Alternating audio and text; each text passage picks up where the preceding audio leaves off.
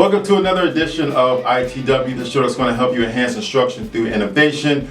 We're here for another episode, just two left, two more left in the school year. But today we have a very great episode. We were fortunate enough to go to Whitewater Academy, and today we're going to be talking about coding. Oh, I love I'm actually a coding expert. You wouldn't believe it. Facebook actually tried to get me to come over and help them with coding, so I know a ton about coding. No, you didn't.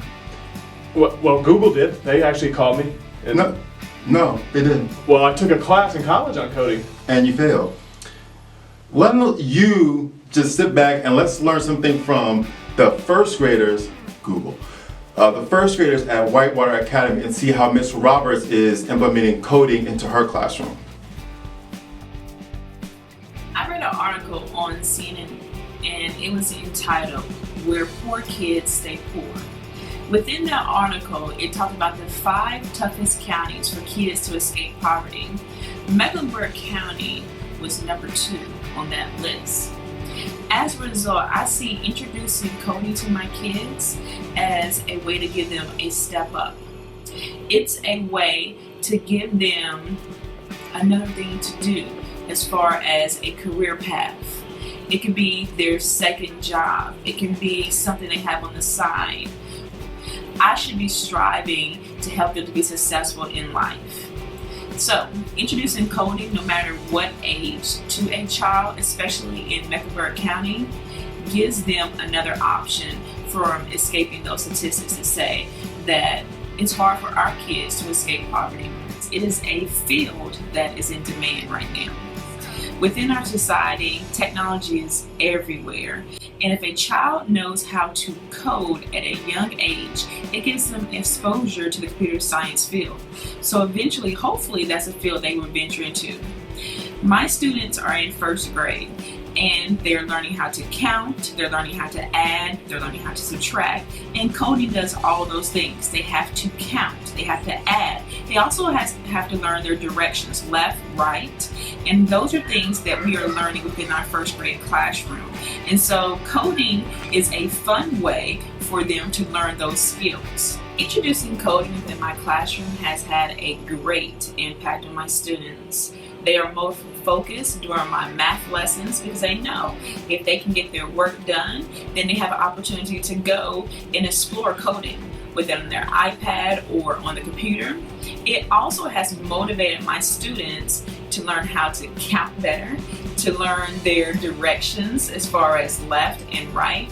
Coding has also given my students more motivation to want to explore the computer science field. I've had a lot of students come and say, "Hey, Miss Roberts, I found out what a computer scientist does. I have been looking this up at home." And so hopefully with this coding exploration within my classroom, it's going to have a lasting impact on all my students to at least do coding as a hobby or maybe even go into that field once they graduate high school and go off to college.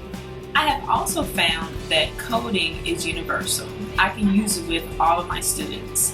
I have a child who is hearing impaired that I use coding with. I have several students in my classroom that do not speak the English language. So I'm able to use the program code.org to go in and change the videos into their native language. So it is an activity that any student can enjoy no matter ability. I have a couple students who are not on the first grade level and they're able to use coding as well. Number 5.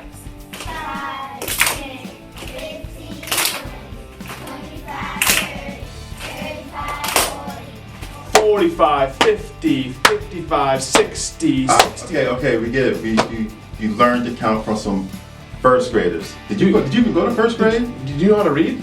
Yes, I can read. Yeah. That says CMS. Thank you very much.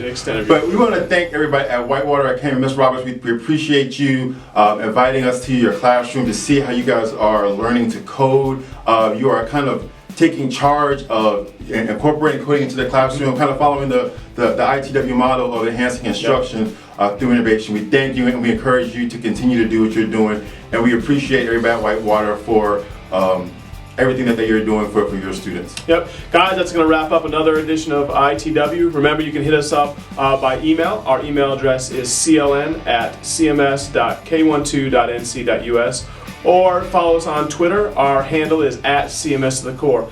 Thanks again for tuning in, and make sure you guys check out the last episode of the year on next week's edition of ITW.